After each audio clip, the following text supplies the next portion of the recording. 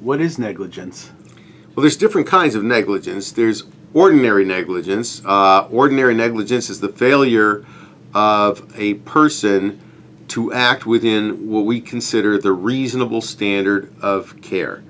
You can't necessarily look it up in a book or put it in a computer and get a black and white answer. Ultimately, a jury decides whether someone behaved negligently, although in a lot of cases it's fairly clear-cut. I mean, running a red light and hitting a pedestrian, well, running a red light is negligence, but hitting the rear end of a car that was stopped and you had an opportunity to see that it was stopped is negligence.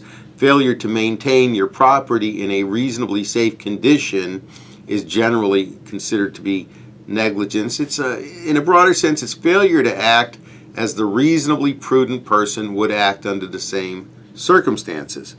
Now, there are other kinds of negligence, however, that don't come readily to the layperson's mind. There's something called strict negligence or strict liability.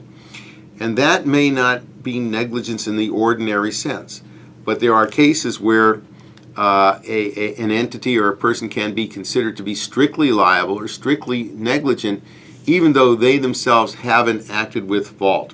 For example, if my employee is sent on an errand and while driving a car, she causes an accident, she causes someone else to be injured, there's a concept that I, as the employer, am strictly liable. It's strictly negligent, as you will, even though I might have no reason to know that she wasn't going to drive carefully.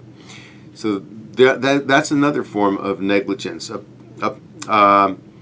A parent who allows their child to drive a car knowing that that child doesn't have the basic skills or is not fit to drive a car, that parent is acting in a negligent fashion.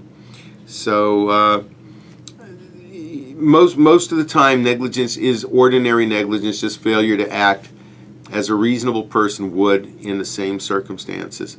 But there are other kinds of negligence that do come up from time to time as well.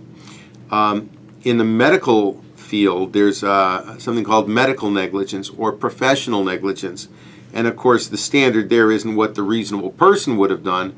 It's what the standard of care is for a doctor doing that type of work in the particular community. So the standard in Boston or San Francisco might be different than, let's say, somewhere in Ukiah.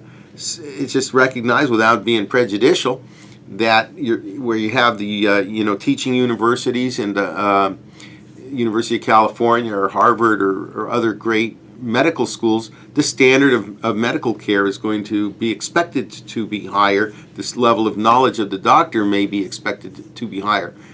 So it's the community standard. If you fail to live up to the standard in that community, to practice carefully and do the procedures and tests and perform the procedures within the level of care of a similar doctor in that community, that's a professional negligence. Same for lawyers or any other professionals. So then you have that kind of negligence.